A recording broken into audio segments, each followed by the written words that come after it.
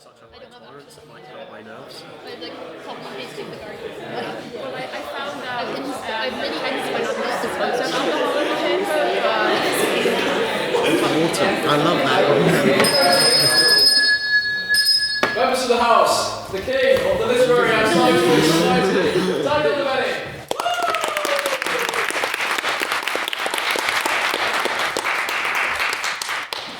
Members of the House, I welcome you to what is the 11th ordinary meeting of the 177th session of the Literary and Scientific Society.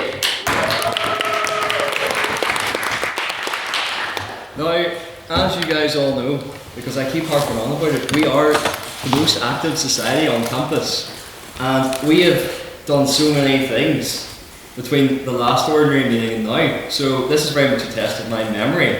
But I'm going to go through all of the things that we took part in, because we at the Literarific are about 3 C's. We're about competition, we're about community, and we're about crack. And I think we achieved all 3 of those things with our latest endeavours. Competitions, we took part in an Oxford IB, and we took part in the Irish Novices. Our team at the Irish Novices were very close to breaking. We also had Madam Vice President, who is now a fully fledged judge. In the world of BP, we say that she's lost her tea. Now, being an American, she's very much used to rejecting tea of a different kind. But yes, congratulations to Madam Vice President, and of course congratulations to Madam Treasurer, who judged and broke in judging for that final. We also had 2 rounds, 2 quarter-finals of the Irish Times, the premier debating competition on the island, held at our very own Queen's PFC, in which we had one team, Madam Internal Computer and Mr. External Computer, Henry and Ella, making it to the semi-finals.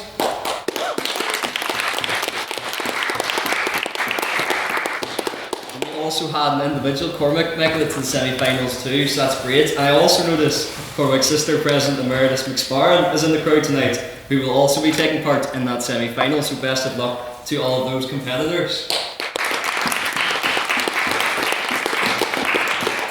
In terms of the community aspect, you know, we had plenty of fun. We had our Christmas dinner, which was very well organised by Madam Treasurer, in which we heard 3 drunk debates, which we'll find out a bit more from our secretary. We also had the 12 Pubs of Christmas, that was organised by Mr. Social Officer, and we had a very exciting event where we hosted 2 All-Ireland primates. We had Archbishop Eamon Martin and Archbishop John McDowell at the Union Theological College, and it was great to host them. Very well event put on by Mr. Events Officer.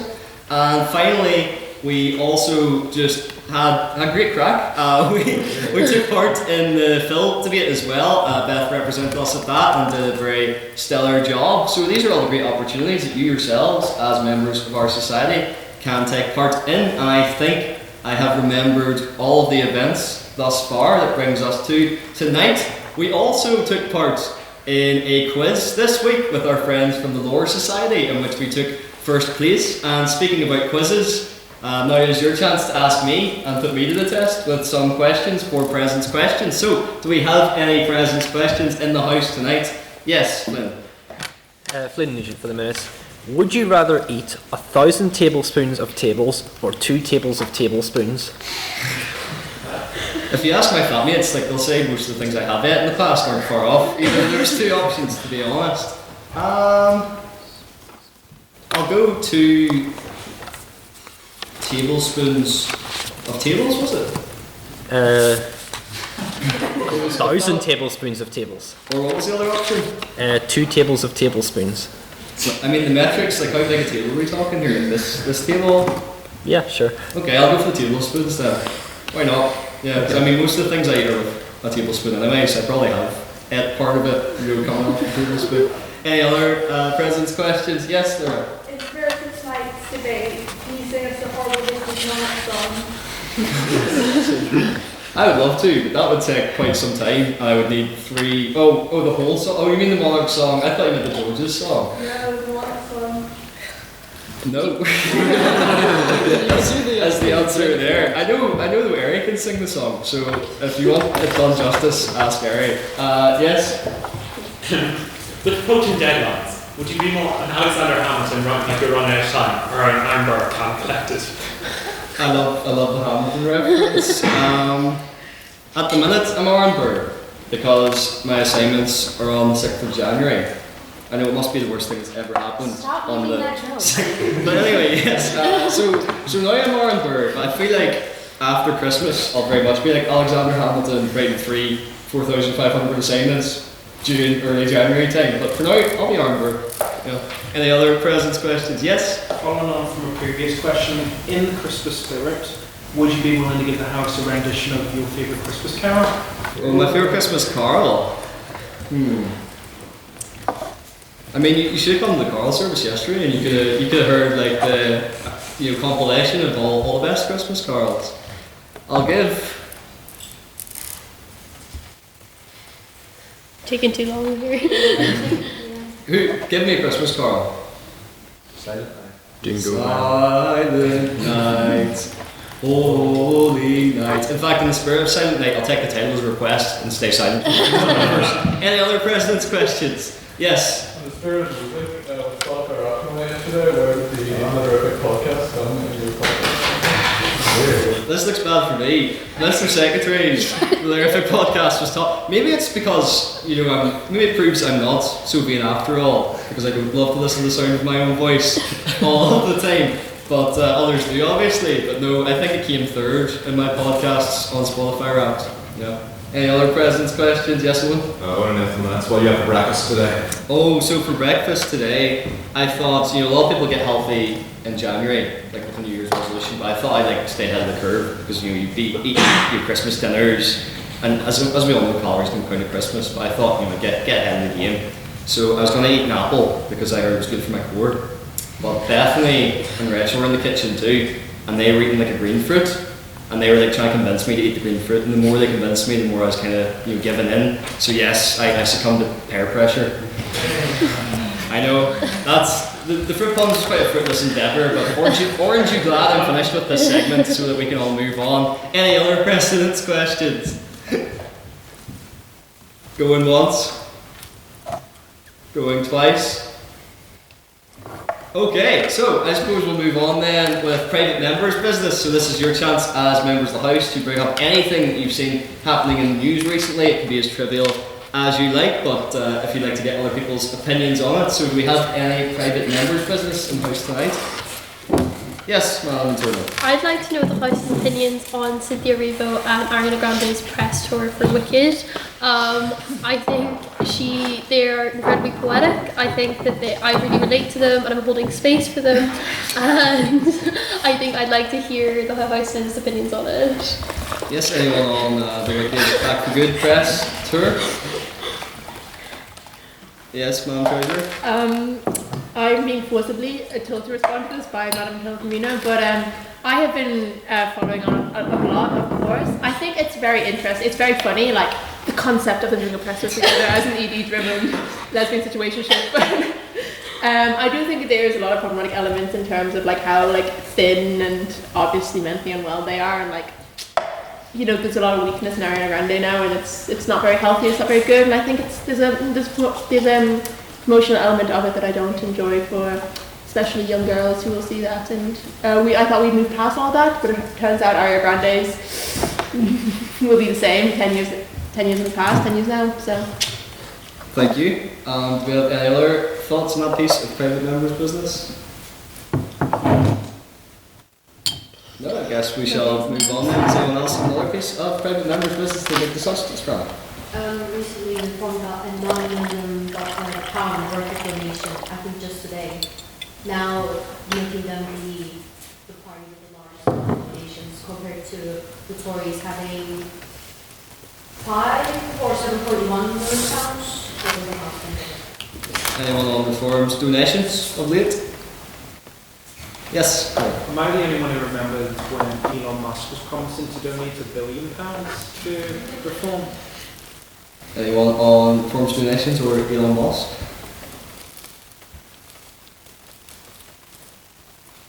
Yes? I think that it's worrying that there's that amount of money invested with one party, but then I look at the man leading the party and I'm not worried anymore. I don't think that Nigel could manage that. It's all well and good if you have enough money, but if you don't know where to put it, I don't know that it's worth very much. We saw that in the campaign for Connolly. You can have all the money in the world if you don't invest it smartly in the right places, which I don't think Nigel has the capability of perceiving. I don't think it'll trouble us too much, hopefully. Thank you, Luke. Anyone else? Yes, Tom.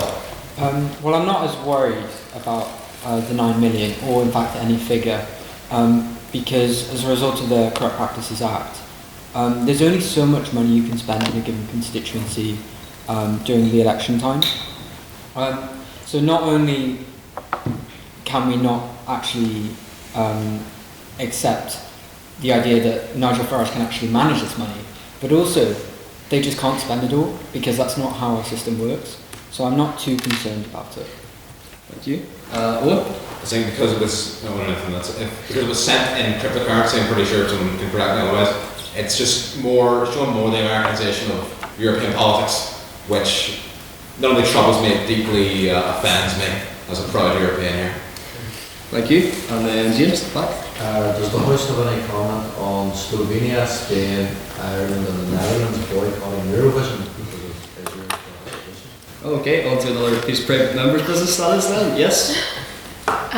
Well, I love Eurovision. As people who talk to me know, Spotify Wrapped came out, and it's only Eurovision for me. But I think it's good. It lessens the pain of Ireland failing every single year. But I also do think it is a statement to it is important to boycott it, because not only are Israel committing a genocide, they're also sending really, really bad songs to Eurovision. So you can't have your cake and eat it too. So I think there's two fronts that need to be boycotted on. Thank you. Anyone else on Eurovision boycotts? Yes? It seems like the voting system of Eurovision is kind of just this pay-to-win thing where if you've got enough money and enough people who are willing to take bribes, they'll funnel huge amounts of support into certain countries that doesn't actually exist. So it's kind of like this weird form of soft power that doesn't necessarily exist in the real world. And it's kind of a bit corrosive, I'd say, to politics when you see this sort of stuff where you can go, oh yeah, we're not actually unpopular. The world doesn't hate us for doing what most people agree is a genocide. We got loads of votes in Eurovision. It doesn't make any sense. Anyone else on boycotting Eurovision or the voting system? Yes? I agree it is silly to use that as any kind of support for any nation's actions on an international stage, but I think it's unlikely that Israel spent vast amounts of money trying to encourage people to vote for them. I think it's far more likely that people who are more favourable to Israel just voted for them, whereas people who aren't voted for whatever song they thought was best. So you've kind of got this a more collective voting system in one particular area. I don't really disagree with anything else you said. I just think it's unlikely. I don't think it passes the sniff test. That why would you spend a hell of a lot of money trying to influence the voting system of in my opinion, is not the majority opinion, but pretty rubbish European singing contest. Thank you. Yes, Mr. Brewer. I'd like to take exception to the point that was raised that Israel have bad songs in Eurovision. You remember years ago when Israel won it, and they had a song which was, it went along the lines of the lyrics of it, I'm not your toy, you stupid boy. And the woman would look like chicken for halfway through the song. I actually thought that was fantastic. I believe that was Netta, because I'm also a big Eurovision fan. Any other points on Eurovision? Yes, Luke? I don't know maybe that they spend money to do it, but I certainly do believe that Israel are using the competition to gain some sort of software difference. The fact that they came second last year should be made out only by the song that everyone knew was going to win it. I mean, it was called like a shock that Austria was going to win it. Nobody predicted that Israel would even get second. It was the machinery behind it, and I think that it shows that the government of Israel certainly paid attention to that competition, because in no way should a country that small, in amongst those giants, and certainly some of the songs in that year should have outright beat whatever hodgepodge they sing. It showed a mechanisation of that competition, and certainly trying to mobilise them to win the competition, and I think it would still be a major propaganda boon for them no matter what. if they did want it. So while I take umbrage, and maybe I don't know that they spend a lot of money on it, I do know that they use a lot of their power to attract Server 1 and make it better. Thank you. Anyone? Yes? Yeah, I would agree because I remember that there was evidence that they were pushing social media ads in America, in certain communities in America, to vote, and then there was a lot of traffic with American people trying to vote for Eurovision, which they can't really. So that's kind of mental because it is. I don't think it's a crap European Song Contest, but it is a European Song Contest at the end of the day, and for it to be used so politically, which it always has, but it's mad that they're using it so overtly, is crazy. And I think it's to have public broadcasting services like the RT and then hopefully the Spanish one as well, which I do think is quite significant, and that is a good opposition to them trying to exercise their soft power or us exercising our soft power.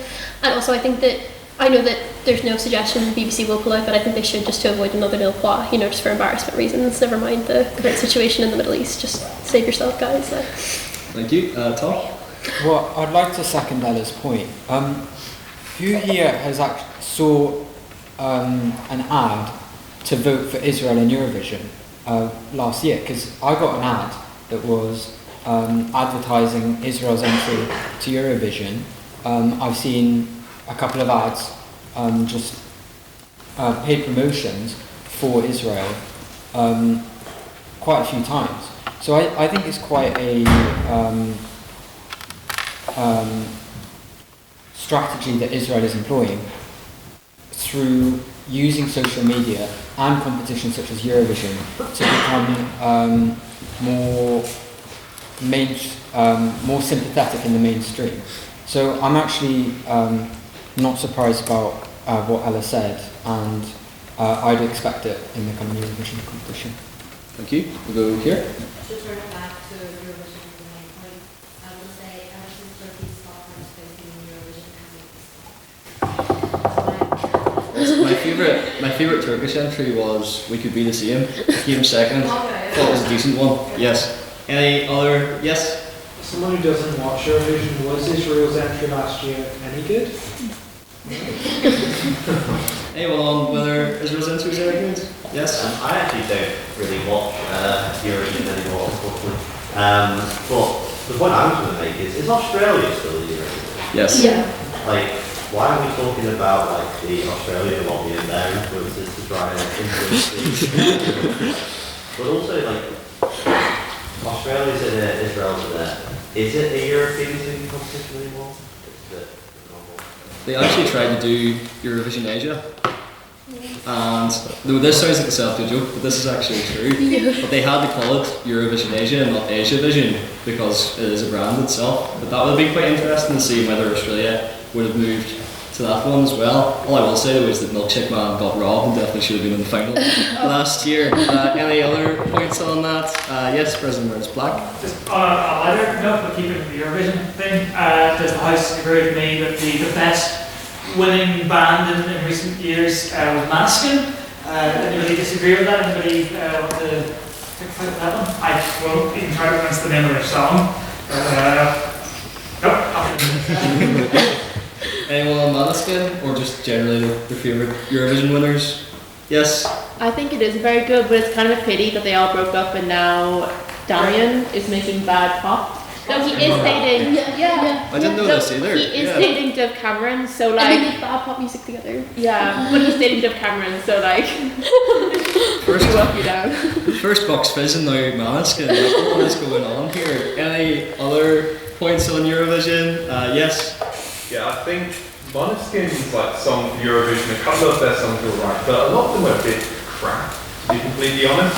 They're all just kind of a bit generic, a bit formulaic. They all sound a bit samey, to be honest.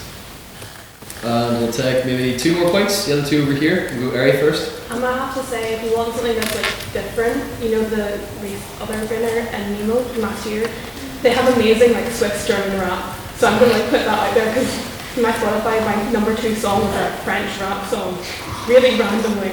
So go listen to that if you want something that's a bit unique, rap versus opera versus pop. It's got everything. Thank you, and then we'll finish with Owen. Favorite Eurovision group that's done it, objectively is ABBA. I don't think. Let's be real. I'm I'm happy to end on ABBA with that one. So thank you for that, and for music of course as well, as they would say. But that concludes our private members' business, and now Mr. Secretary is going to come up and tell us about the minutes, not just from the drunk debates from our Christmas party, but of course also our annual Godkin competition. This House supports complete nuclear disarmament. Mr. Secretary.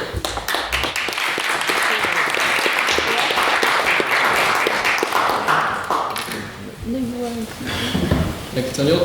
On November 20th of our Lord's Year 2025, the Queen's University Belfast Literary and Scientific Society convened for the 10th ordinary meeting of the 177th session to debate the motion, "This House supports complete nuclear disarmament."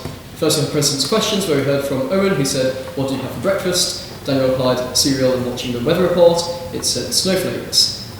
Ray said, "Has the President watched The Secret Lives of Mormon Wives?" Daniel said, "No, but I had seen Life Below Deck and did not care for it." Cullen asked if he'd recovered from his Brazilian butt lift. Daniel said that he would make a joke but it would fall flat. Henry then asked what Daniel thought that BBL initially stood for. Using his medical knowledge, he said "black bags large" before claiming that he actually thought it was Big Booty Latina. Next we had our vote on prior opinion, where we had 28 votes for the proposition, 31 votes for the opposition and 7 abstentions, meaning that the opposition carried and the motion fell. First on the proposition, we heard from Zach Torley, who said, "Many of us think of Rome more than we should. The Roman Empire was a time of peace and prosperity, and the Pax Romana was a partial lie that hid brutal repression. It sweeps untidy little things under the rug. Even the chance that bombs were present in Iraq caused millions of deaths in a full-scale invasion, and if we allowed these weapons to exist, then a shadow actor could use them." First in the opposition, we heard from Mark Galley, who said his friend sent a photo of him pre-glow-up into the group chat, and he needed to retaliate.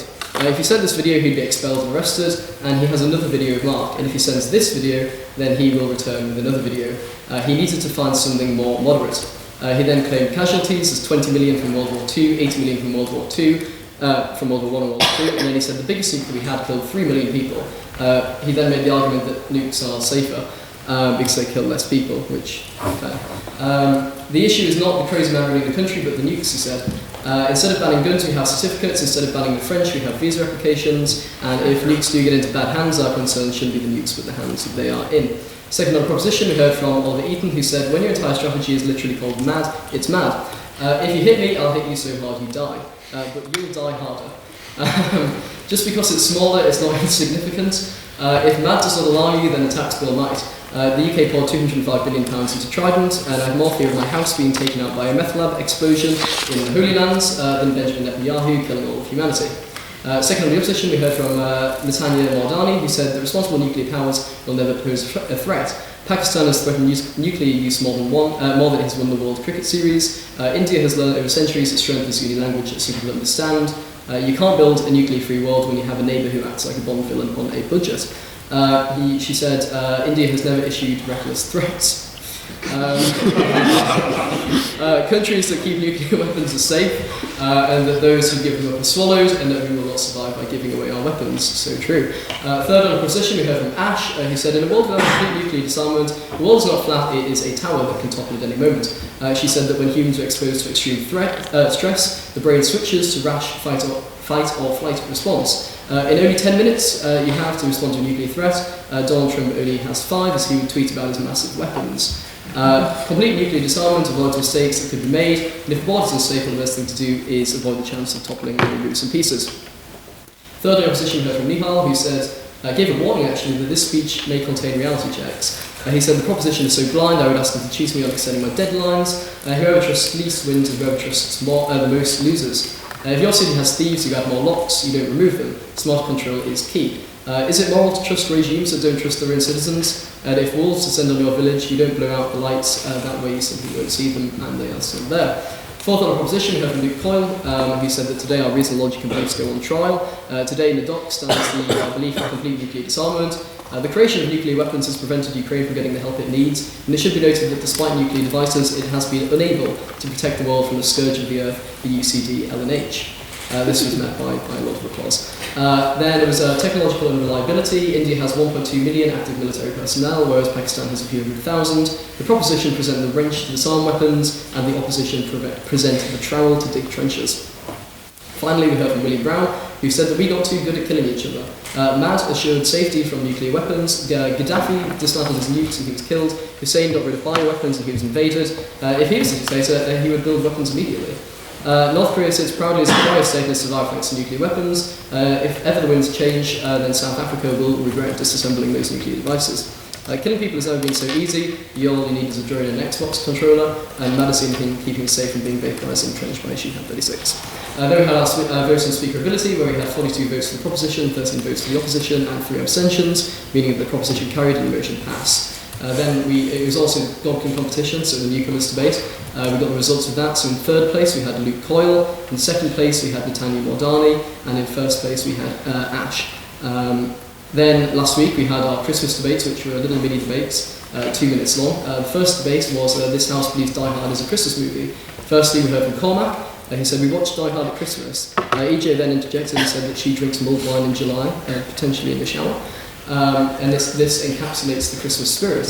It dilutes the Christmas movie genre, and he needs some self-reflection as he runs out of movies at the end of January. Next we heard from Luke Collins, who proposed this house would impeach the Vice President for some reason. He then hated on Harry Potter and fumbled massively as he tried to say that there was no Christmas. He said ho ho ho once and that terrorists aren't very Christmassy. Ray then said on that point for about 300th time, said it a lot. And he said that Thanksgiving is a woke mockery of a holiday and it should be dumped, which is fair enough. Then we heard from Ray Thien, finally given her chance to speak. She said that Die Hard is based on a novel called Nothing Lasts Forever, set during Christmas Eve, and that the defining characteristic of a Christmas movie is not if it is set around Christmas, and then working for Lockheed Martin. Ella is someone who hasn't seen Die Hard. She said that active terrorism is not in the spirit of Christmas. She reaffirmed that the baseline for male intervention is stopping a terrorist plot. Ella doesn't like babies or men. Of course, the bloke in Kremlin last week would disagree.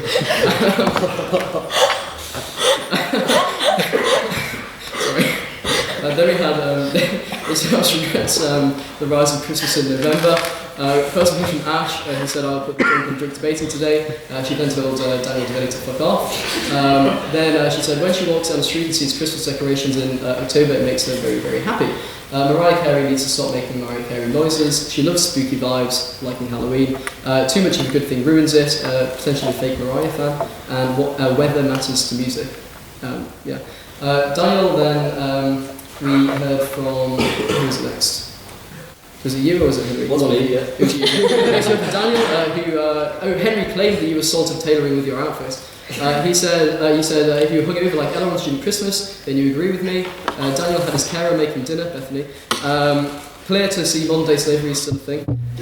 His flatmates have 3 perspectives on Christmas, and all are Christian except for Daniel, who has recently become an atheist. That's not true. Rachel is nonchalant, she's Alphaba, and Bethany is Glinda. Chloe is the Grinch. Sorry, I like Chloe. Accurate as I thought she would hit me when I woke her up last week. January is Limelight. Of course, Daniel is a frequent frequenter of Baba. Third week of January is like a third year in Limelight. You feel out of place. Daniel also goes to the depot where the underage children frequent, and we then questioned whether Daniel went there for the sole reason that underage people go there. Next we have Henry, who said that it's grand to have the British Empire in Cork. Here's the room. The first debate Ella's flatmate attended was really, really boring. Debates make Jack Steele's political views seem smart. At least people turn up to the Dublin riots. November is tote bag merchants area. You don't need pubes on your face to highlight that. He then said, fuck prostate cancer awareness. Beth asked if he was jealous that he can't grow facial hair. And he said it's very difficult to take November Christmas seriously when so much bullshit is going on. Think of all of history's global tragedies. And then finally we heard from Jack, who I actually don't know what he said. I think he said all we have learned tonight is that Henry doesn't like Mariah Carey. Finally we had council announcements. Beth Lynam said that the Christmas dinner was last Wednesday. Henry Reardon reminded us about the Irish Novice Debating Championships and the Durham IV. Ella McMullin spoke about the fact that there's no debate next week and that this house would separate the art from the artist is actually happening on December the 11th. So next week, James Turish talked about the Archbishop's Lit Talk. Jack Steele said going to Lavery's, which is applicable for tonight as well. And then final bit of business was last time the Society held an EGM to vote on a motion for a new constitutional position, a communications officer. Voting was conducted by a secret ballot with a 2/3 supermajority required to pass the motion, and the results are given as follows. For 9 votes against 13 votes, the motion for the amendment was not made. Can I take this minutes as read? Aye.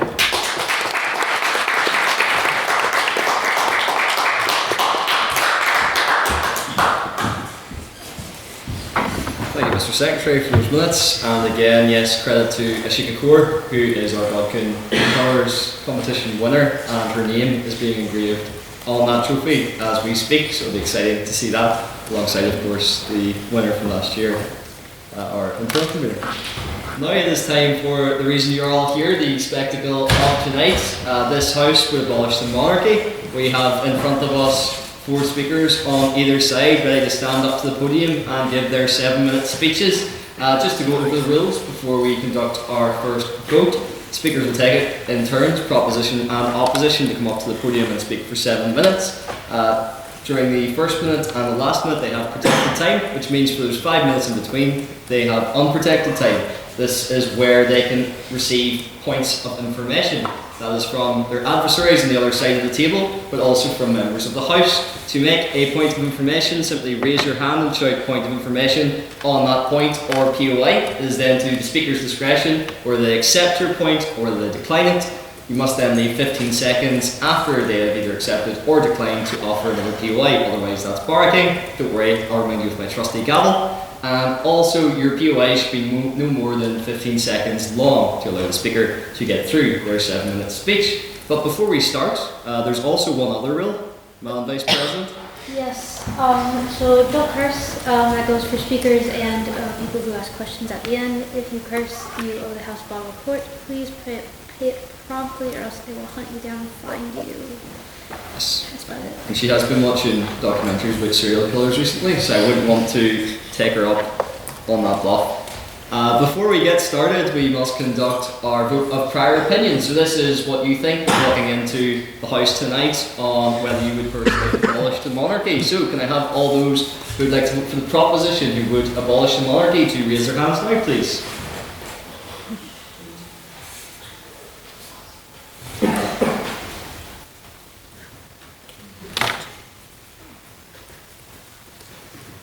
Yep.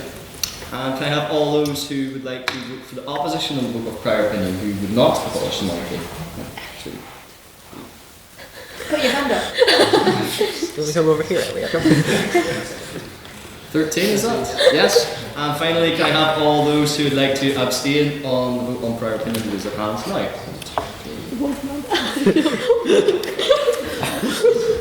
6? Yeah. Yes. Mr. Secretary, can I have results from the vote on prior opinion, please? Yes, with 22 votes for the proposition, 13 votes for the opposition and 6 abstentions, the proposition carries and the motion passes. Yes, thank you. Now to kick off our debate, open for the proposition, I would like to invite Maeve to the podium, please.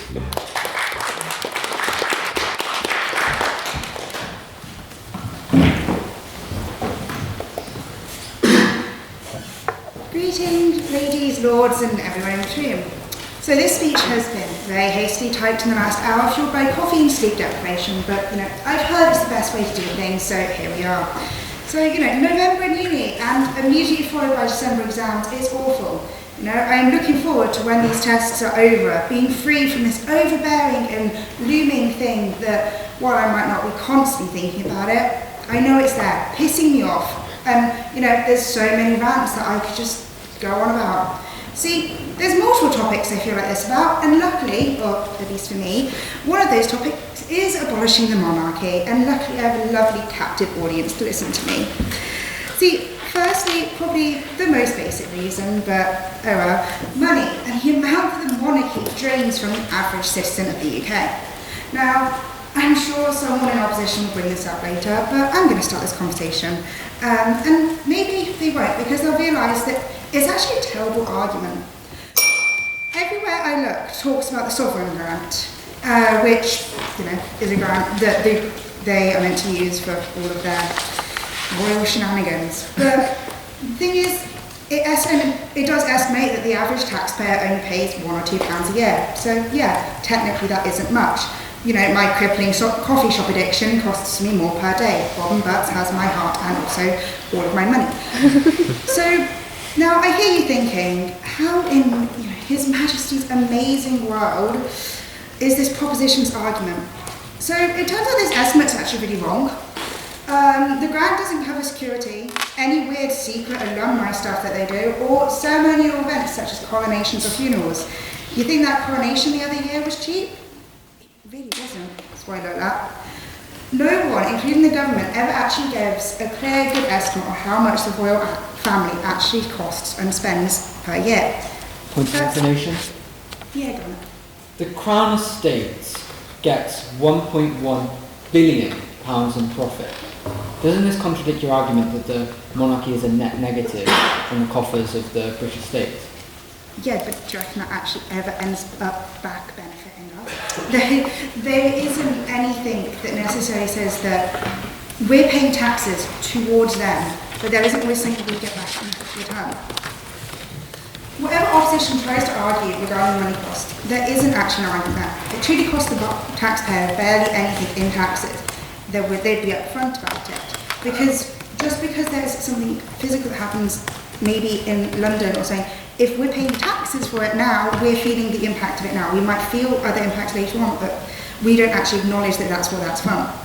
Even further than this, if you live in a property or land that the royal family owns, because, well, again, they do own a lot, you're paying even more and they're getting even more money. It's actually ridiculous. On that point, yeah, go on. they would charge rents for that land whether or not they were the royal family, they own it. And actually that rent is levied by Parliament, not the royal family. The royal family signs it away after each coronation. Yeah, you'd still be paying rent, sure, but it's going into their pockets as well as your taxes, whereas it would just be going into your landlord's pockets, which still is not as good, but it's not them. So moving on, honestly, yeah, I know, the monarchy is such a symbol of England, it brings in so much tourism, blah, blah, blah. Lords, ladies, everyone in between, that tourism will still exist whether we abolish the monarchy tomorrow or not. Buckingham Palace won't just go poof in a cloud of smoke when the monarchy is abolished. Neither will Windsor Castle, or Balmoral, or any of the countless castles and mansions they own, which, side tangent, most sit completely empty for most of the year and do nothing but collect dust. It seems like quite a waste. Anyway, this tourism will still exist. People still visit Stonehenge even though the aliens aren't there. The abolishment won't stop people from visiting to see these places because they'll still be standing there. That history will still be there. When monarchy isn't actually physically at Buckingham Palace but one of their other countless homes, people still visit it. Sure, the royal family is actually adored. We don't deny that. People do visit. But that's not the only reason tourists go to London, and people are still going to visit no matter what. What is the point of having them? On that point, Yeah, sure. they provide a lot of sources of revenue, like there's a lot of royal family merchandise that gets sold aside from the historical sites that get visited. Yeah, they can still sell those. It's still part of the history. They had sell Henry VIII much. He isn't around anymore, I'm pretty sure. See, another gripe I have with the monarchy is that they do nothing but sit there, look pretty, and I don't even know what they do because sadly I wasn't born into that life, obviously. In the past, yeah, they used to have a role. They used to have a role in society, they used to run things, they used to go into battle, they actually used to get involved with the subjects. Nowadays, they don't do any of that stuff, they just go pretty face. Yeah, sure. Well, they do stuff. They, for example, visited my place of work just yesterday. They visited my school a year ago. They are active in the British community. They do stuff. They go around visiting people. We don't need someone that we literally pay taxes towards, that drains loads of money and just lives in these massive mansions doing things to do that. Like, I could do that. I'll just go around to random schools if you want.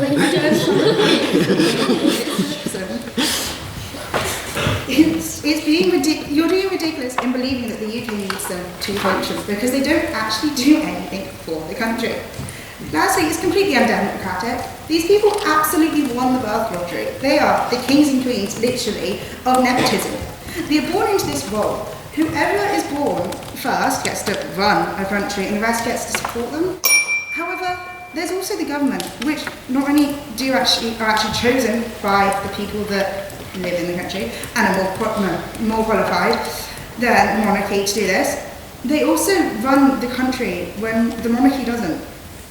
And yet we have both.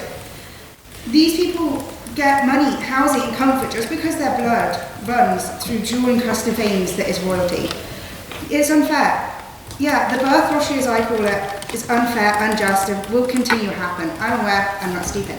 But the monarchy and royal family is the worst example of this by far. You have to be blind or extremely privileged, self-absorbed to see this. As I wrap up, because I'm running out of time, I shall leave you with this, my lords, ladies, and everyone in between. While we may be arguing for the fall of the crown, I implore you to vote for it to be picked up and placed on our heads to crown us the kings and queens of this debate, because that's the only acceptable monarchy to exist. Thank you.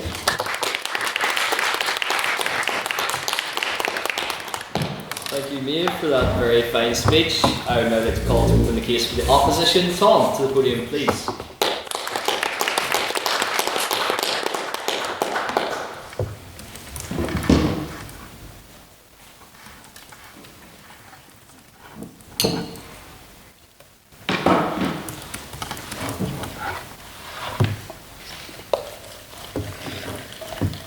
Mr. President, fellow members of the House, the King, permit me to transport you to 1939. It's the 3rd of September and the British public, exhausted by the endless preparations for war, the gas masks on children, the sandbags placed around the streets, the reservists being called to France, brothers and fathers and uncles all.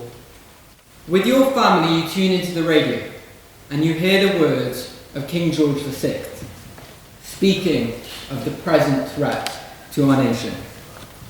There may be dark days ahead, and war can no longer be confined to the battlefield, but we can only do the right as we see it, and reverently commit our cause to God. If one and all we keep resolutely faithful to it, ready for whatever service or sacrifice it may demand, then with God's help we shall prevail. The day of the declaration of war on Germany was a dark one. Yet the King remained seated high above the political squabbles and infighting, giving the people of Britain reassurance. Seated above the cyclical leadership, the transmission of power between Neville Chamberlain and Churchill, the consistent arguments between those who believed in a negotiated peace and those who believed in standing against the Nazi regime. Halifax, Attlee, Sinclair, Halifax, Attlee, Greenwood, Sinclair, the endless circus of personalities, all seeking attention for their own political end. Meanwhile, one figure in British life stood above it all, providing the public with a stable and cultural leader. It was not some political character, it was the King, King George VI. King George VI was the man who provided Britain with a solid figurehead, who was above the politics of the day. Whether you were a Liberal, a Labour supporter or a Tory, you had a figure that you could trust to lead the spirit and the morale of the nation. On that point? No, thank you. An advocate for the people. Similarly, in many other occasions, the Crown has provided a steady and calm hand, not as a political figure, but as a figurehead, being the hand of reconciliation and peace. George V's speech to the Northern Irish Parliament in 1921 springs to mind, where he states, "I speak from a full heart when I pray that my coming to Ireland today may prove to be the first step towards an end of strife amongst her people. Whatever their race or creed, in that hope I appeal to all Irishmen to pause, to stretch out the hand of forbearance and conciliation, to forgive and to forget, and to join in making for the land which they love a new era of peace, contentment and goodwill." On that point? No, thank you. The monarchy provides the British public a reminder of what our values are, of what it means to be British. On that point? Not just as the Prime Minister, no thank you, would suggest the breaking of the half-time orange, but the timeless precepts and motifs that have guided us throughout the ages, of dignity, courage, and good manners, amongst others. One may say, however, that the monarchy doesn't always live up to these values. The monarchy and the crown can be mistaken. Now I hope I won't get sent to the tower if I say that just as we don't live up to our British values, the crown doesn't either. However, just as we can check the actions of ourselves, like most institutions, the monarchy can check itself. The modern monarchy may have its flaws in its characters and its processes, yet it has not often failed to correct for these failures, whether it be via internal means, such as the recent repeal of Andrew's titles, or external, such as the abdication of Edward VII. What makes the monarchy special is that it is a protection against leaders with executive power seeking also the devotion of the nation. On that point, the king's duties lie with the interests of the nation, while the prime minister is accountable to the public and the king. Yes, please. you're marketing it as a protection. You've described democracy and tried to label it as corruption. Prince Charles getting bags of 3 million in cash from the Qatari government, that's corruption. A democratic vote for a head of state is not corruption. I didn't say that the democracy doesn't have corruption. What I was saying is that the monarchy has often not failed to correct for the mistakes that it has made. Not often has it failed to rectify issues and grievances that have occurred, such as the repeal of Andrew's titles. The king is able to ensure that large personalities do not drive blind sycophancy towards a political leader. Having anything less is dangerous. Think Trump, think Putin, think Orban. The king prevents any leader from thinking they are only accountable to their personal interests. A guard against tyranny is no small advantage. My stepbrothers are in the Marines, the Royal Artillery, and the Scots Guards. The overwhelming view I've heard is how much the monarchy means to them. I've heard endless stories of grown men weeping over the death of our late Queen. And these men have been to war. Would you take the monarchy away from them? Would you strip our armed forces of the traditions formed by the monarchy, trooping the colour, state visits, coronations, royal funerals? I certainly won't. Now, the proposition would have you believe that an empty castle will bring the same amount of tourists and the same amount of economic growth to Britain. You just need to look at the calendar. You just need to roll back the clock and see what the monarchy has given to the British public. We've had the coronation. We've had countless trooping the colours. Just the other day, a German state visit, none of which would be possible without the role the monarchy plays. This gives me full consolation, in my view, that the crown is an essential part of not only the morale of our armed forces, but also of our country. In Britain, every household stood silent, watching the ancient reverence of the coronation. It speaks volumes to the dignity and importance of the monarchy, and for that reason, I beg to oppose this motion. Thank you very much.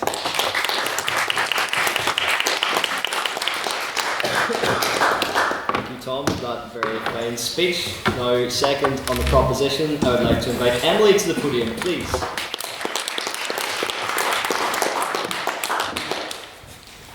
Ladies and gentlemen, good evening. My name is Emily Carter, and I won't repeat the motion because if you don't know it by now, because you haven't been paying attention, multiple times it's been mentioned, that's not my problem.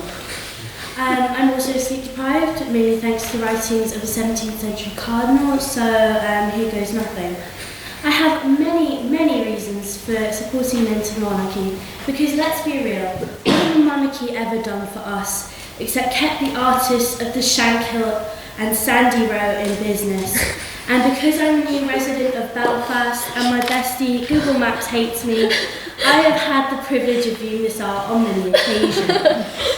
Throughout history, the monarchy has had questionable members, ranging from the prince formerly known as Andrew, and his association with a certain New York financier who got himself into a little bit of bother, to Henry VIII, the devourer of chicken legs, and the terroriser of women named Catherine or Anne.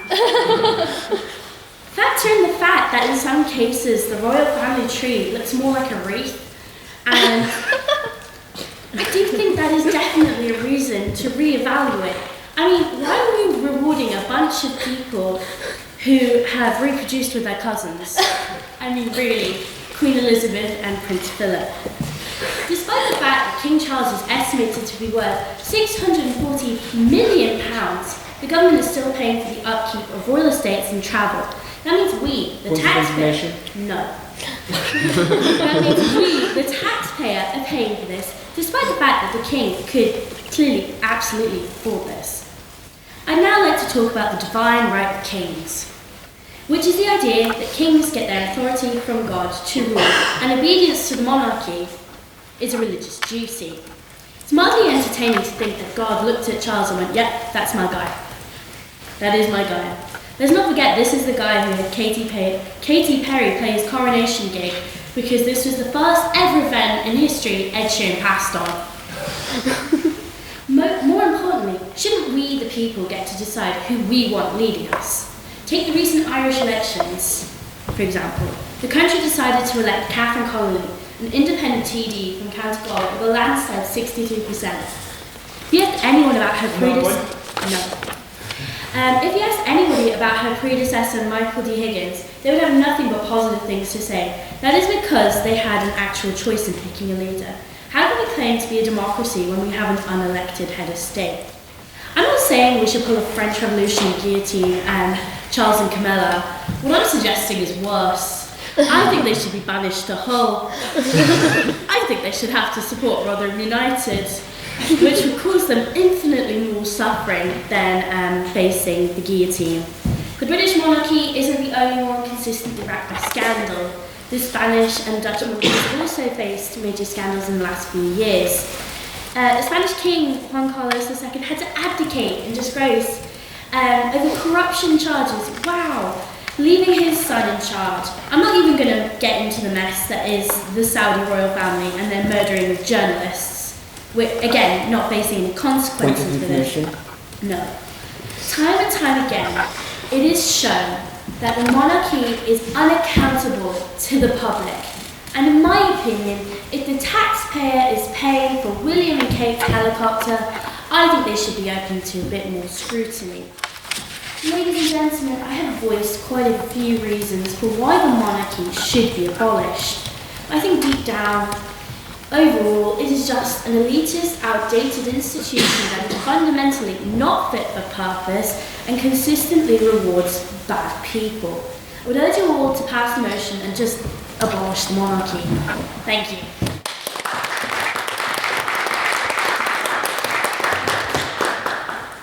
Thank you, Emily, for that very fine speech. Now, to speak second on the opposition, I would like to invite George to the podium, please.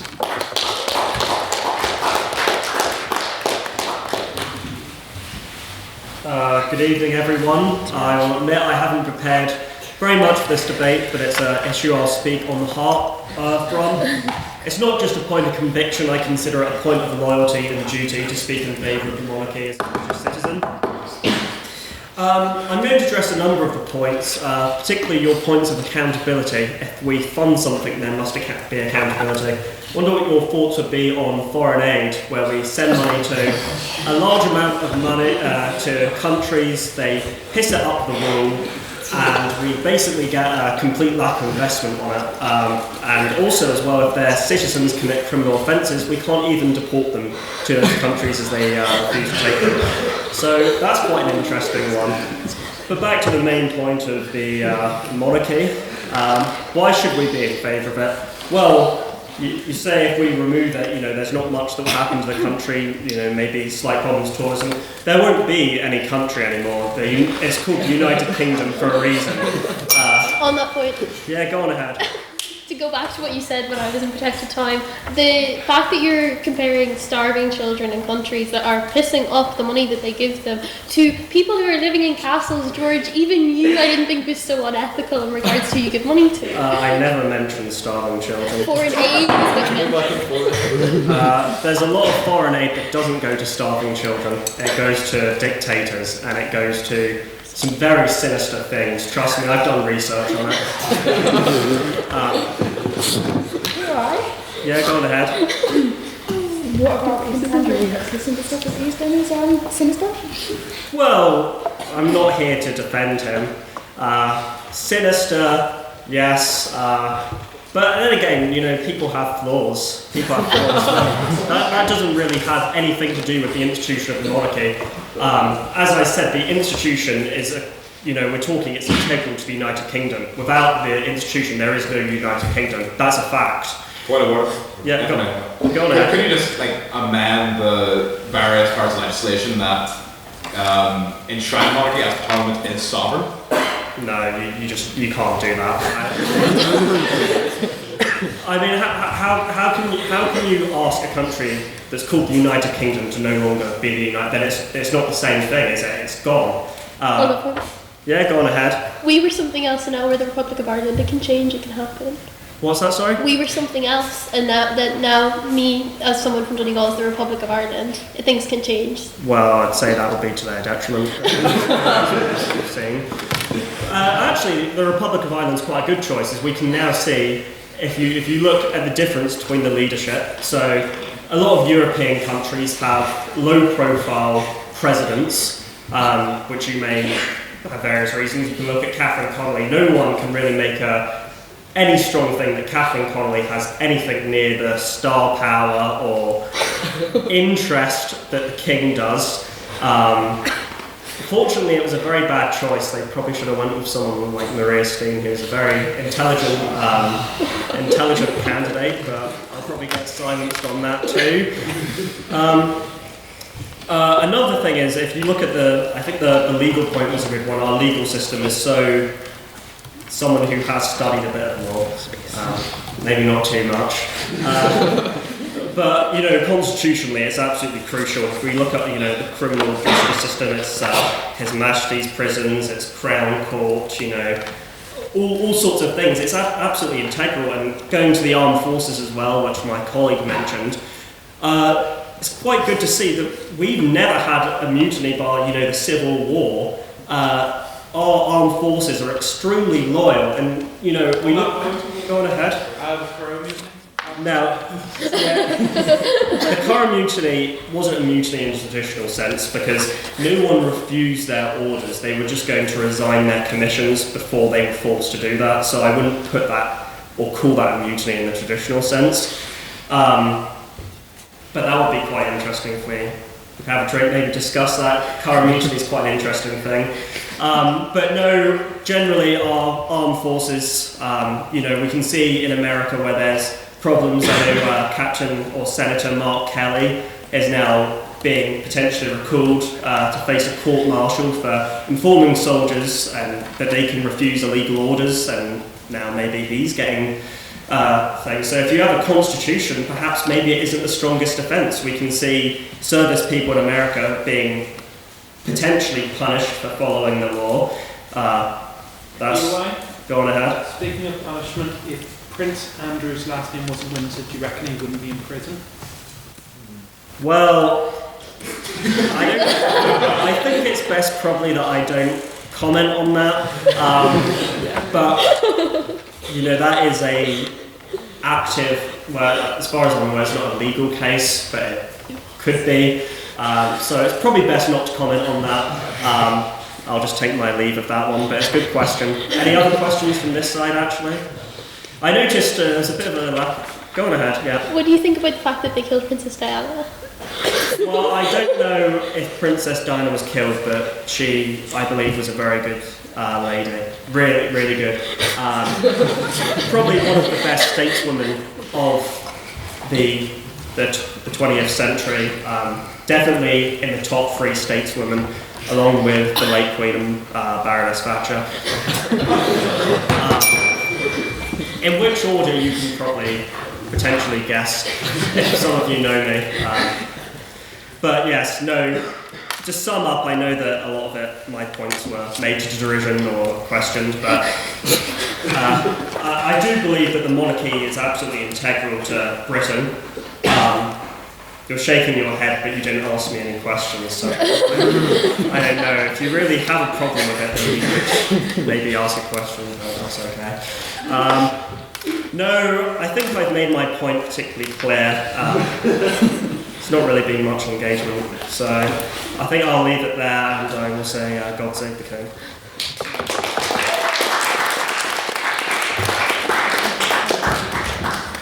Thank you, George, for that very fine speech. I'd now like to call third on the proposition. Flynn to the podium, please.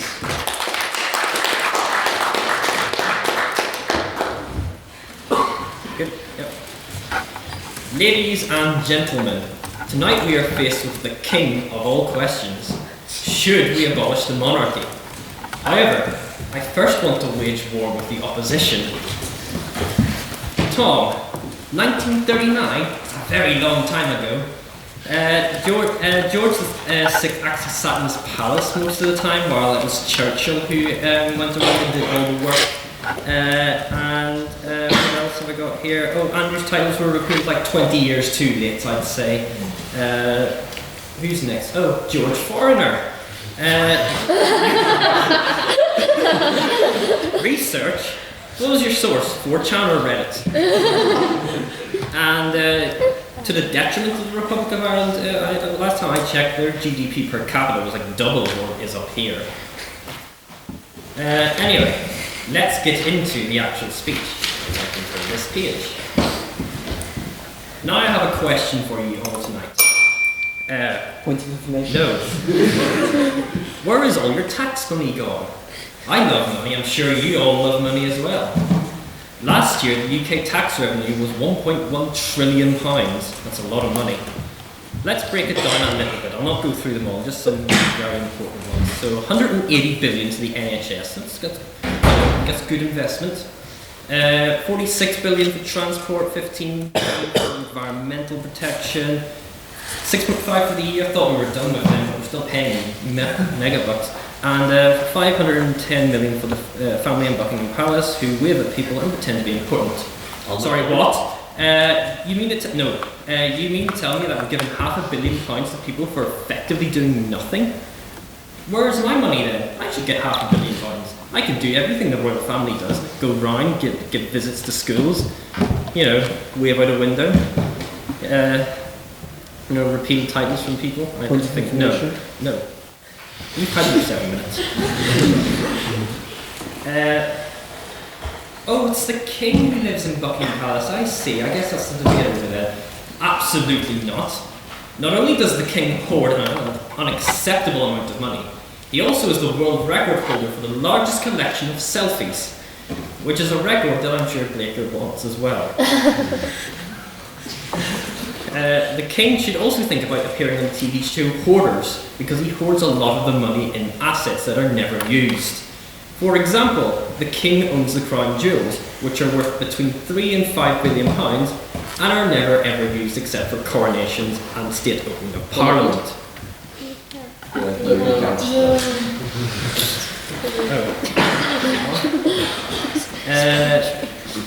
They spend the rest of their time in Daniel's house, also known as the Tower of London. As well as doing basically nothing, the king is also a landlord, and I'm sure a lot of you here hate landlords after trying to find a uni house. The Crown Estate is worth over £15 billion. That's more than £10 billion. On that point? No. You've had your 7 minutes, you haven't, but I'm not taking yours because I don't like you. The word estate is used loosely here. The Crown Estate is mainly consists of some expensive houses, random fields and random patches of water. For example, there's random parts of Stratford Loch for some reason that are part of the Crown Estate. It seems not even the fish can escape the landlord. So the king owns crown jewels, which are rarely used, and land which consists of expensive houses, disused fields. So the king is playing the role of a 30-year-old guy who lives with their parents, doesn't work and doesn't help with the bills. But instead of being at their parents' expense, it's at the expense of everyone else in the country. The king also collects land like it's Pokemon cards, and also because of the crown jewels, like selling them would mean that his crown jewels get cut off. Now I hate France. We're going to get into some France bashing now. So here's an idea I've got for you all. Let's exile the king to France. Because that means the king has to experience the hardships of French life, like having to eat putrid food, being unable to go on holiday because of French ATC being on strike, having their wife cheat on them with another man. And as for all the assets, sell them on eBay, sure, why not. At what time are we at there? On that point. Time to the point about the last point you made. Sure, go ahead. So, you said that we should exile the king to France. Well, and you hate France. France did quite violently abolish it. Well, I also hate the king. Using France as a... But I also hate the king, so why on earth would I not send him to France? What time are we at there? 12 seconds past 5 minutes. Sure. We talked about the fact that the king is a landowner. The second and third most landowning sort of conglomerates are the church of England, but we're not talking about abolishing them, and a singular college in Oxford. Why shouldn't we take a look at them and their malpractice there? I don't frankly want some far off academic institute. I do want to have a look at them as well. Let's get some evidence of, let's get rid of all their land then, except for the land that they actually use. And the king isn't using bits of water in the middle of Stormford Loch very much, that's used by the fish. On that point. No, I think I'll end it there.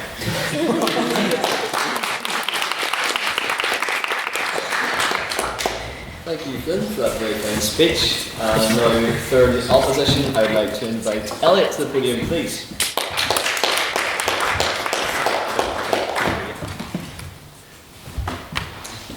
Proposition. You speak so fervently about the ills of the monarchy, and we do all remember the bad times, Prince Andrew's adventures in Woking, and Prince Charles' saucy voice notes. But who remembers all the good times we had? Who amongst us remembers when Prince Charles flew a helicopter at some point during the Falklands? Who remembers when Queen Victoria spoke about the great evils of Kaiser Wurzig of Germany? Who remembers when the Duchess of Edinburgh united the three kingdoms of China after the collapse of the Han Dynasty? Who remembers when Queen Elizabeth knocked out Mike Tyson with a single punch? No one does, because I made most of that up, all of that. The monarchy really doesn't do much, but the truth is, let's admit it, that none of us here care that much about the monarchy, apart from maybe Jacksdale and Mr. Mosley, Mr. Farnon. Be honest, every time I see a royal wedding on TV, I want to put a gun to my head, but I still support the monarchy. Why? Because of essential British values and the stability of our... Not really, I like money. I really, really, really like money. The monarchy is money. The largest estimates, abolitionist estimates, for the cost of the monarchy is 510 million. By contrast, the Crown Estates, which third speaker on the proposition, we get the revenues from those. All of that money goes to us, are 1.1 billion. Now I'll sit through a hell of a lot of royal weddings for 1.1 billion. Go ahead. If we sold them, we'd get 15 billion. That's more than 1.1 billion. Right, but that 1.1 billion is every year. Whereas if you sold them, you would get them no years. Why abolish the monarchy when it generates so much revenue? But maybe, like the first speaker on the proposition, that just isn't enough for you. £3 billion isn't enough for you. You are. I like that. I like the way you think. We could increase it by so much more.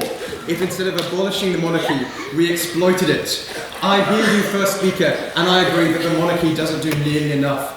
Imagine a future where Prince Andrew does press tours to Pizza Express, where you can listen to a podcast where Prince Charles tells you all about how he'd like to be a box of Tampax, where the NHS is paid for by Prince Harry writing more books about how his culture got frostbit that one time. But beyond just the financial capital of the royal family, we must also remember the diplomatic capital. Regardless of your thoughts on the US state visit, I've just realised I forgot to start my timer, so hopefully I used my time. It had a very large role to play in why our tariffs remained at 10%. We saw trying to negotiate with Trump using actual economic measures didn't really work because he's not an economist and I don't think he understands the field. The measures that actually proved effective were the pomp and silliness and pageantry of the royal family, and I think that's the model for the way we should be negotiating the future. Go ahead. If you can distract Trump with any type of shiny object, it doesn't have to be a crown. Well, I think that the crown was the one who worked, and I'm always a fan of that if it works, don't fix it. If it isn't broke, don't fix it. So, if we want to bring populists to the table, we've got to use populist measures. We'll bring Trump to the table and tariffs to zero by putting King Charles in American flag underpants. We'll get Maloney on side by saying William will streak naked across the Juventus Stadium, and we'll feed all those corgis to like a nice big Transylvanian hound, and that'll get Auburn on the plan. And look, as much as I may not like him, if we have to knight Trump for the economy to recover, let's do it. He already got on his knees for an American head of state, so...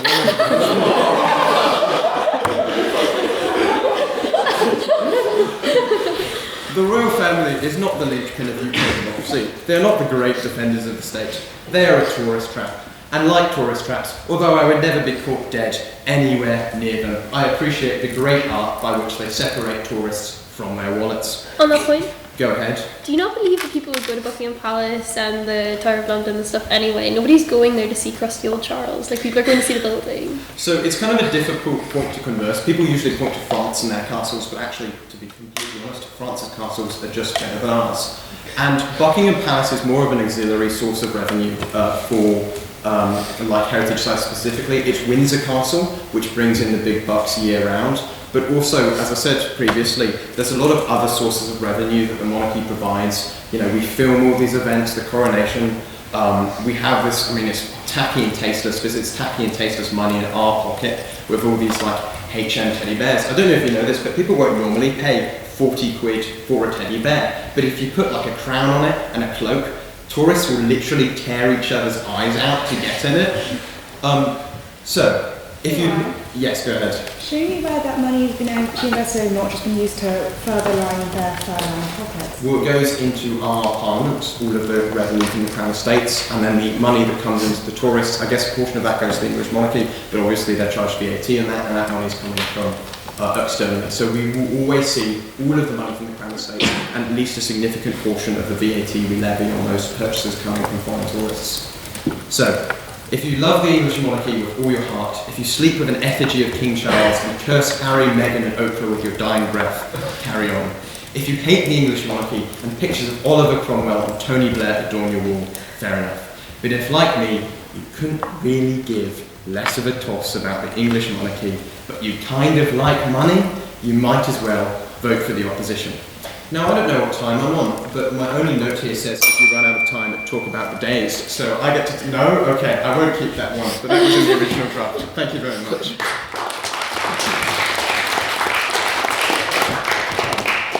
Thank you, Elliot, for that very fine speech. And now to close the proposition, I would like to invite Ella to the podium, please.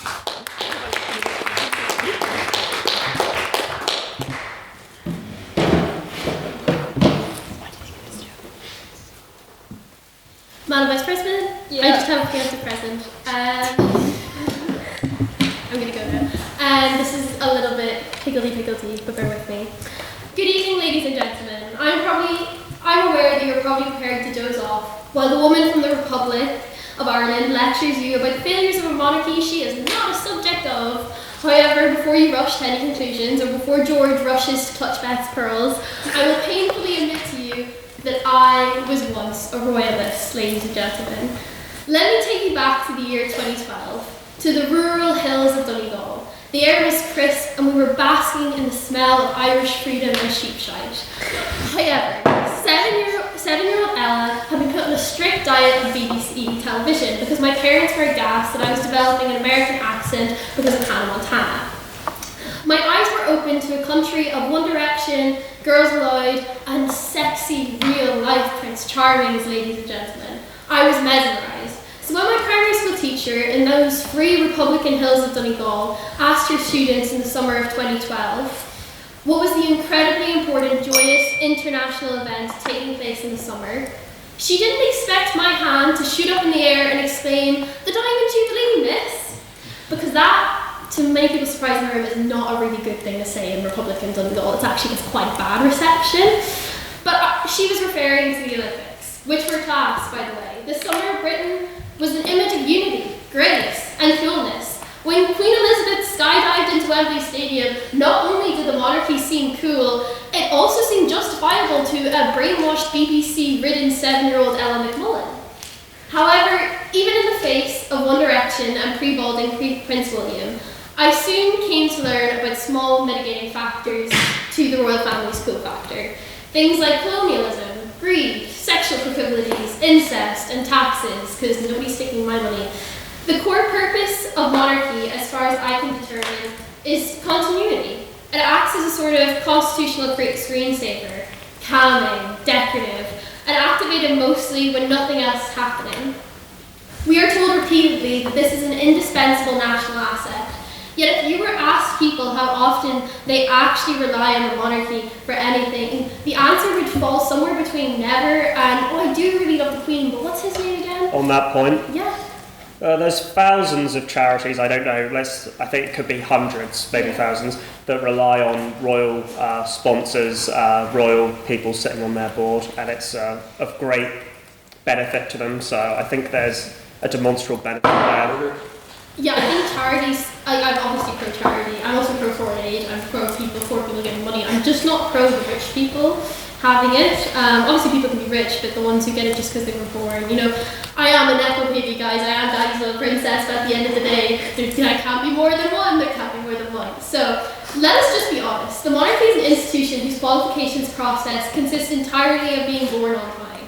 Not too early, not too late, and ideally in the correct order. It's succession by punctuality. There are nightclubs in Belfast with more rigorous vetting procedures than the royal family, guys. Let us briefly mention Prince Andrew, who by the grace of birth was a spare and not heir. Look, we all know what he did and what happened to him. But if you're going to have a royal family and believe them to be unique and other, then surely you have to take them as you find them. It's deliberately the opposite of a meritocracy after all. If you get into pseudo-managerial ideas about hiring and firing, then you must make it all sound like any other small business. Who cares about that? Britain is full of small businesses, despite the Chancellor's efforts. And the royal family must be something different and special. Plus, business is the one thing we all realise that the rarefied royals know absolutely nothing meaningful about. The slimmed down firm we keep hearing about from Charles and William's courtiers honestly sounds like a week 4 task from The Apprentice. Can Andrew be put in a black cab while his wheelie suitcase to tell the cameras that King Sugar has made a big mistake in letting him go? In the practical and philosophical interest of the monarchy, it is not at all clear that he can, and yet in a very clear that there might be all manner of embarrassing revelations to come in a number of different areas. A lot of known unknowns, a lot of unknown unknowns. Quite the bind for Charles and William. However richly deserved it would be, I suspect part of them fears that booting Andrew out of the tent is a slippery slope toward there being no tent at all, ladies and gentlemen. No, Andrew's not the only weak part of the tent. Prince Charles, now King, was said to have been given a total of £3 million during meetings with the Qatari royal family, the former Prime Minister. The cash was handed to the heir to the British throne in a suitcase. £3 million in a suitcase flown from the Middle East to the British Isles. That is the actions of influencers and the Kinahans gangs, not the holier art thou king. On that point, yeah. Donald Trump received a brand new airplane from one of the Middle Eastern countries. I think it's Qatar, forgive me, I don't remember. Yeah. No, special bias exists in the royal family. This happens with everyone. I'm just going to cut you off because I'm short for time. One, Donald Trump shouldn't be your moral example. Also, to my dismay, Donald Trump was democratically elected. These divas weren't. And they do market themselves as moral and charitable, as George said, and then you're taking off a royal family that actively practices slave labour. Let's not. So, let's see where we are, guys. We're have to go a bit further. Now let's get to the big issue. Guys, they killed Princess Diana, and I can back that up. My source is my mother, and would you not trust my mother? That would be a very dangerous thing to do indeed, because she is a true queen. Like myself. Okay. Look. 7-year-old Ella loved princes and princesses when she was 7. She did not give a fuck about justice like Elliot. She fancied, I've already given my word, she fancied Prince William and loved the one show. Abolishing the monarchy does not threaten our past. The palaces will remain standing. The history books will remain written. The flags will remain flag-shaped like Baker. What abolition does threaten in the peculiar national habit of maintaining an institution does not because it works, but because we feel vaguely guilty about disturbing it. So I beg you to propose, in the words of a good Tory politician, let's send them back to where they came from, Germany, ladies and gentlemen. Thank you.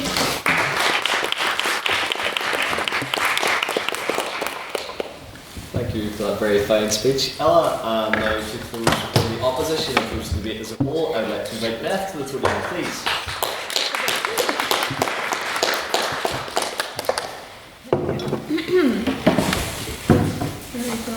Okay, everybody. So, the speech has not been fully written, but we move, okay? So, a lot of you have been wondering, Beth, why are you here talking against the abolition of the monarchy? You are what we would generally call a nationalist in this society. Compared to the standards of the society, what are you doing up here? And I'm like, that's a good question. I just pissed off Jack Steele and he's not here, so losers in this debate. But, sorry, I'm losing my train of thought. I got dressed up for it, got my little crown, got my little tie, my pearls. What is now an empty gin and tonic, as you can probably tell from my talking. But I've come to a conclusion that yes, I love the British royal family. God save the Queen. It only took Marks and Spencer's gin to get me there. So I'm going to channel. You know, I am from the south, but I am from South Dublin at my core. So I'm going to channel my westward energies in this debate to truly show you why the British royal family is so great, and royal families in general, and royalty. You'll find out why. So, this debate has been messy but fun, right? Like, nobody's really written a speech of any, care, except for Tom. Good for Tom. And that's same for the royal family, right? They're messy, but they're fun, right? Who cares about the polished exterior, like, oh, they're for God? Not anymore, guys. Like, we don't believe in that anymore. So, it's a lot of fun, but Elliot's been funny with me, so off with his head, you're ruining my impact. So, I'll go into one mildly serious point and then one very unserious point, just for the shit fun. I did not swear. Which is say tampon gate. It did get referenced, right? Cultural impact of tampon gate. You may be like, Beth, what was culturally relevant of Prince Charles saying he wanted to be a tampon? And I will tell you why. Because this incident happened in 1989 and was released in 1993. A woman's sexuality was not important at all. Nor was it centered for a couple of decades. But Charles broke down barriers and focused on and centered his woman's pleasure when it came to entirety. Sorry guys. I say with a straight face. Centered his woman's pleasure and centered her at a time when men hit it and quit it and did not care. And I think also, very importantly, you may be like, who's cheating on Diana? If they were good looking, you would not care, because Diana cheated as well, but she was fit and cheated on a fit person. So I call it double standard in this incident and I allow it. Secondly, the William pegging incident, and I've written on my page, right? So this is mostly based on my recollection, because I did not want to look up, I did not want to have to type that into my computer, especially not since I wrote the speech to McMullin. But as far as I know, there was a rumor guys, I think it's true, that he would be getting pegged from Kate. Again, another example of the British royal family breaking down barriers and centering a woman's pleasure. No longer is masculinity toxic within the walls of Westminster or wherever they live. He was not too masculine to be pegged, and he prioritized his own desires and was not prioritizing his woman's desires and was not scared of his own. So basically the moral story is that pegging is good and everybody should do it. Now, the weddings. The weddings are very slay. I can't say the word I want to say because we're in the morning. But they're very cute, right? I love the wedding dresses. Diana's may be ugly, but I stand by it in all its shapes and forms, and there's many shapes and forms going on in that dress. I think it's really fun, and I think we shouldn't be denied the opportunities to see these really fun weddings. Like, there's just not that vibe that goes on in every other celebrities. It's like a higher level keeping up with the Kardashians, you know what I mean? Like, the Met Gala is born because it's filled with Americans, right? But there's a class that the Europeans bring in the royalty, right? There is no BBLs of any shapes and forms in that room, just whatever. But I move on to my second point. So I, as you may be able to tell, I'm a princess. I'm Daddy's little princess, right? This lovely man both buys my groceries, takes me out with him when he goes to random English football matches, breakfast after a pack run, and so many more things. And I fear the consequences, the sliding hill, the consequences of abolishing monarchy, because it causes a ripple effect. My father will look at me and be like, princesses are our queen, I'm no longer funding you. And that is a very, very scary prospect. Think of all the women in the room. Your fathers send you money, do they? I do not look at you. Loving fathers. If you are your father's princess, I do not want to hear any trauma dumps right now, guys. I'm so serious. This is not a safe space. My father loves me. Sorry, guys. But he is going to look at me and be like, monarchies are not in vogue anymore. It's time for us to go to Republican. And what does that mean? No more groceries bought. No more sending me money when I spent it all my pints. Making me get a job. I will not say that word. And that's very, very dangerous. What time am I on? Long time actually, yeah. Wow. But yeah, so my contribution to my father is my vibes and personality. Not any meaningful contributions financially or anything like that, guys. Like, that's just woke nonsense, right?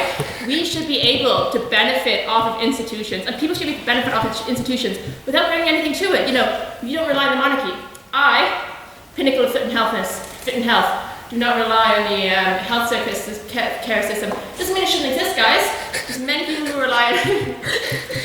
Yes, go ahead. Is your argument because you have private healthcare that people are okay with that, then people should be okay with the monarchy? It's not about private healthcare or public healthcare. It's about the fact that I'm talking about a public healthcare system. Open your ears, Anna, because it's open to everybody, and just because you don't use it doesn't mean it should not be there. Okay, and. Yeah, like, this is the thing. So many people, well, apparently not here, but it's also for the men, right? Daddy's little prince, mummy's little prince. You also get money from your parents, and we should not cause this ripple effect to banish monarchies, and therefore stop this thing of contribution from your parents, because you are a prince and a princess, and you should not be ashamed of doing so. I thank you for listening, and I beg you to oppose.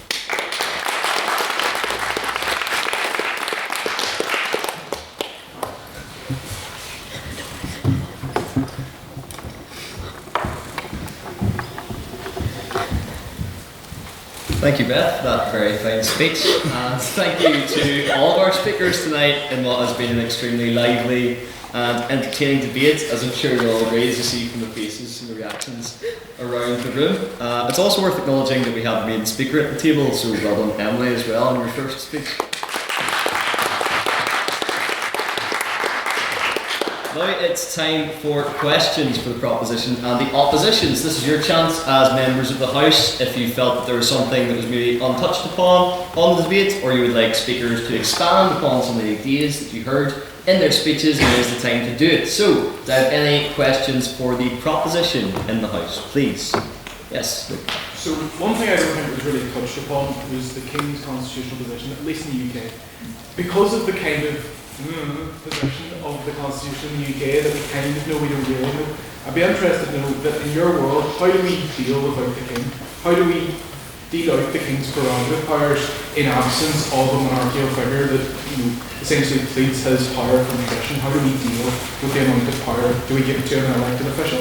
I'm going to be a little bit intellectual here because I wasn't in my speech, but I also study law, so the royal prerogative is like a really interesting aspect. But I think the problem is there's a reluctance to people are like the royal prerogative because it's by convention and it's not actually legislated. And I actually think if it was legislated, then it'd be easier to change. But because it's by convention and it is so big, like you said, people are very reluctant to actually change it or go, what if it's an elected official or a sovereign head of state?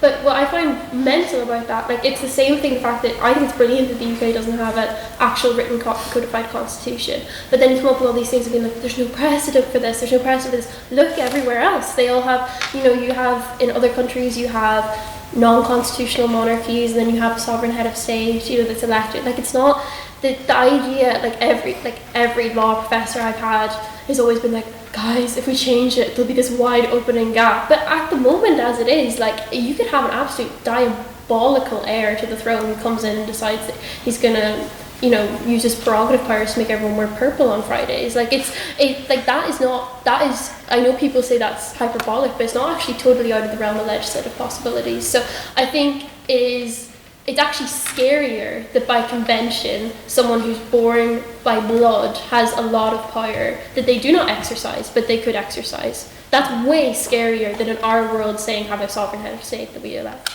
Thank you, Ella. I'm getting flashbacks to my constitutional essay in the first year of that one. Do I have someone from the opposition who'd like to respond, please? Could I make a point? Oh dear. You know, so there's the concern that the king has all this power, and, you know, perhaps could become tyrannical or misuse the power, I guess. Well, look at the government. So we're looking at the cancelling of jury trials, mandation of digital ID. Now we've seen that elections are now being delayed, council elections in England delayed by 2 years, so I don't know, maybe it's not the king you should be concerned about, maybe it's Keir Starmer. Thank you, George. Do we have a question for the opposition in the House? Ooh, I'll go for it. Do you think William has a good arch whenever he gets pegged? I have a serious question. For this one, yeah, we'll go to Lyra.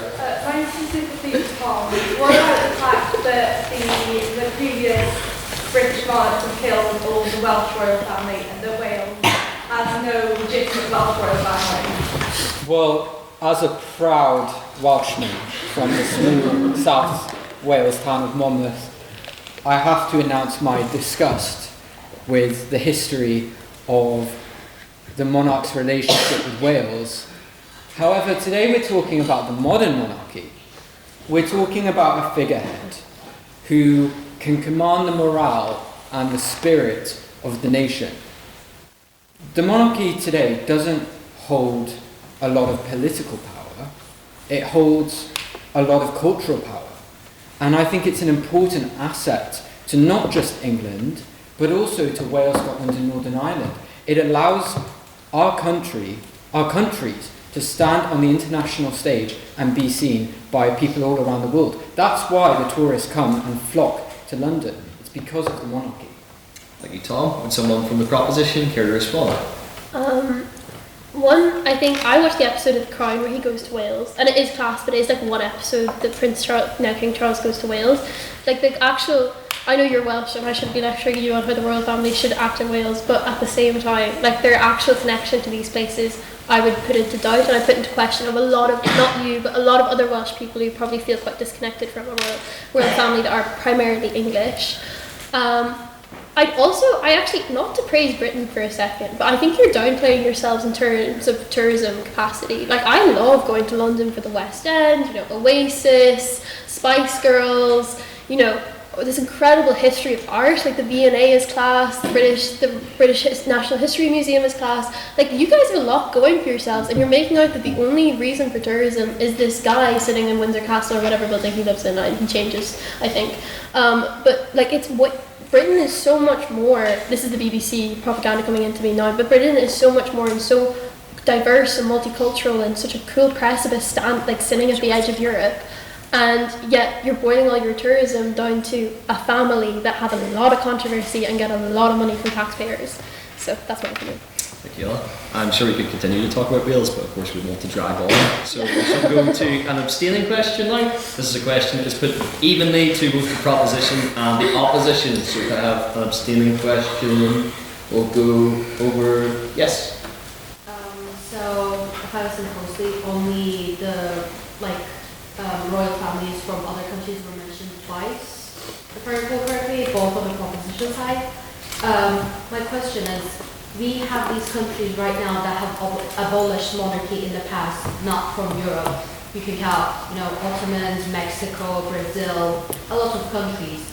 No one mentioned those, and about their current situations as well. So.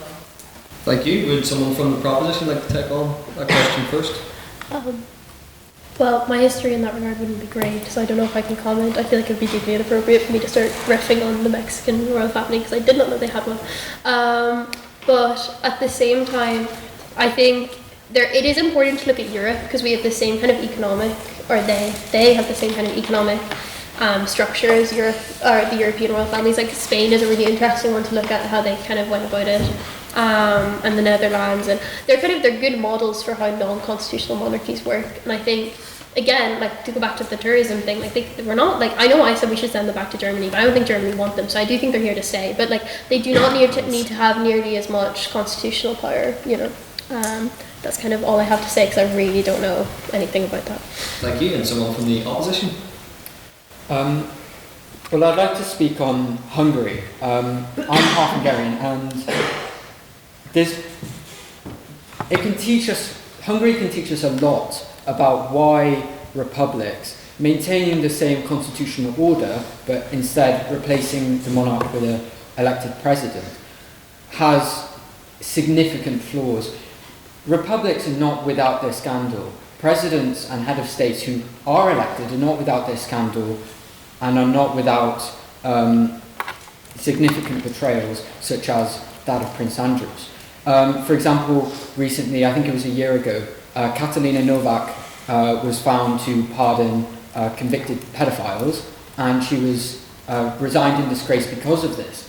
Republics are not without their flaws as well in regard to the actions of the head of state. Now, Hungary hasn't had a king for a while, but I can certainly tell you, if Hungary had the appeal with tourists as the UK does, with the new events, the coronation, the trooping the colour, I can tell you Hungary would be in a lot better position now than it is. So other nations who have thrown away the monarchy can teach us a lot about what we should do for the future. Thank you, Tom. I'll take one more abstaining question from this side of the House. Okay, Ibram? Yeah. Okay, during this debate, it was very much UK-centric, but it's also worth noting 14 other countries in the world also have the British monarchy, including my country, Canada. Like, why do you think your debate was very UK-centric when many other countries in the world also have the British monarchy, and many countries want to have the British monarchy in their country too, and are against? Yep. I think the Commonwealth is interesting because, like you said, there is a lot of people that have a great affiliation with the monarchy and really appreciate it. But Australia is an interesting one in the Commonwealth because they really, like the majority of opinion in Australia do not like the monarchy at all and really want out of the Commonwealth. But yet they love the Commonwealth Games because there's medals. It's one of those things where it's fickle because it's whether they actually have strong power in these countries, I don't know. I think it's up to the discretion of the country.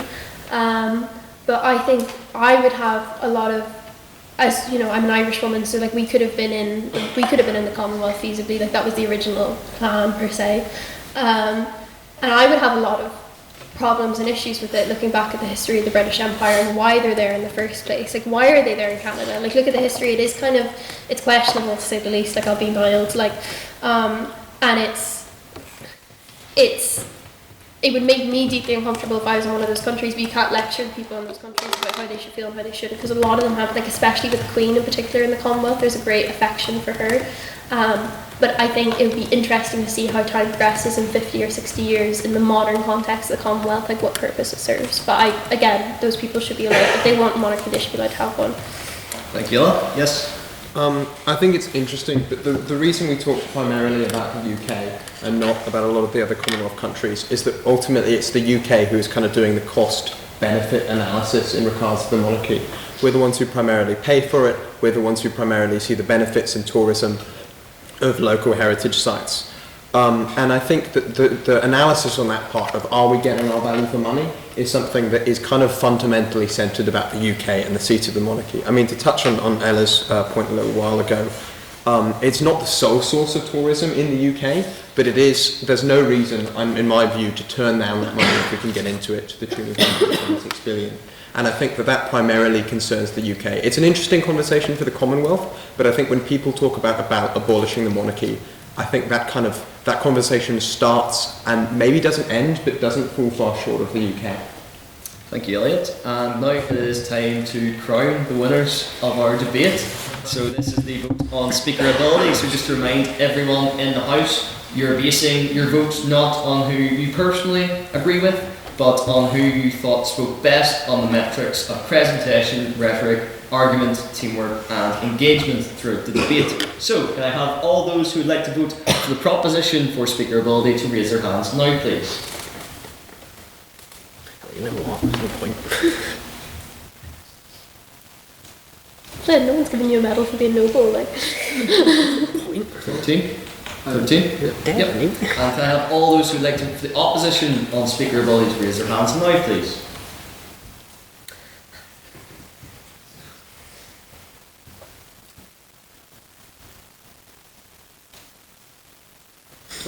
Twenty? Yep. And finally, can I have all those who would like to abstain on vote on speaker ability to raise their hands now, please?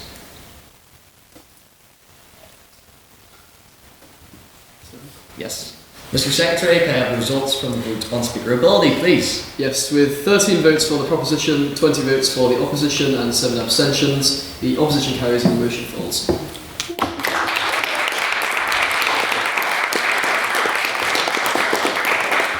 Congratulations to our opposition and to both sides for what was a very extravagant debate. And finally, it is time for council announcements. Do I have any council announcements? Yes, Madam Treasurer. We are currently updating our membership list, so we have sent an email to everybody who's on our list who we do not have a student number of. If you have not responded to that email, please do. It's woke nonsense, but it's nonsense we have to do nonetheless. So if not, I'll have to find your numbers, and that's kind of creepy. So I'd rather not be a desperate act. So yeah, respond to my emails. Thank you. And just to remind everyone as well, if you want to get involved and become a member, we have that QR code there if you want to get involved, as I was mentioned, on competing in all the competitions that we take part in and becoming a part of our community here at the Lynam and get involved in the crack, then please scan that QR code to join us for all the exciting events we have coming up in the next calendar year. And any other council announcements, Madam Internal? Yep, so thank you everyone for coming this week. It's a really busy time with exams and stuff, so understandable coming here on Thursday evening is not the most exciting thing if you're swamped with deadlines. But we congratulations to Emily. We only have one maiden today, but she was absolutely amazing. And we need more maiden speakers because I have a deadline in my head, guys. And next week's debate will be this house would separate the art from the artist. Total disclosure, we have opposition is kind of already high-key full, but proposition is borderline empty. So guys, be a bit controversial, separate the art from the artist. That's in my head a more fun argument to take. So please everyone sign up to my forum, DM me on Instagram, harass me on WhatsApp. That's what I do to everyone, so really I should be getting the same treatment from everyone else. So please come to next week and bring your friends, and again, sign up for more debates. I also will soft launch the fact that there will be, for new members, we do this thing where we're making the term card called an internal meeting, and you wouldn't have known this if you were a new member, that it would have happened at the start of before the first semester. It's basically, I will put out a form over the Christmas period about motion. Basically, if you have a motion that you would like debated at the house, you submit it into this form, and then in the internal meeting, anybody can come onto the meeting and you can submit motions there. We can debate the motions, hash out the motions. It's a great way that if there's a topic you feel really strongly about that you want debated in here, you can contribute, which is quite unique because most student debating societies on this island don't do that kind of thing. So if you want any involvement in the term card and you want to talk about how the internal meeting works, talk to me. I don't have a date for that. I imagine it's going to be early January and it'll be online, so anyone can join from home with their big Christmas float, because I will have one for sure. So yeah, that's all my business. So. Thank you. So yes, get thinking about those possible motions that you'd like to see on our next term card and have your say at that internal meeting. And of course, we encourage you all to get involved in whatever way you can, whether that's sitting and watching the exciting debates or stand up at the podium yourself taking part. Madam Vice President? Yes, at the end of every debate I give feedback on speakers. If you want feedback, please come up to me at the end of the debate. Thank you. Yes, and also Port Fine. Yes, Ella, you gave one, but you need to give another one since you cursed. You said it wasn't per curse word. I asked you. It accumulates, just to clarify. You said it wasn't per curse. That's Mr. Okay. We'll debate this later. Yeah, two small bottles poured in. Yes, evening everyone. I'd like to mention our next event with Sam McBride. He's the NI editor of the Belfast Telegraph, and he'll be about this new book that I co-wrote with Clinton O'Toole for and against the United Ireland. It'll be in the first week that we're back on Monday, the 12th of January, so please do come along. More details will be provided in due course, and we'd really like to have a great discussion on a topic I know the House would love to talk about. So thank you. Yes, thank you. And as all of you will know, our Lit Talk series is up and underway again from that great ecumenical dialogue. And Sam McBride is an excellent author. I know a lot of you went to his recent event with Clinton O'Toole after the book that they've launched, so that'll be sure to be a very exciting event, so please join us for that. And finally, I'd like to thank you all for coming to our penultimate debate of the term card. If I could have speakers join me at the front for a photo, members of council to join me as well in setting up the room. And finally, I'll see all of you at the lab race tonight. Thank you. I call this meeting adjourned.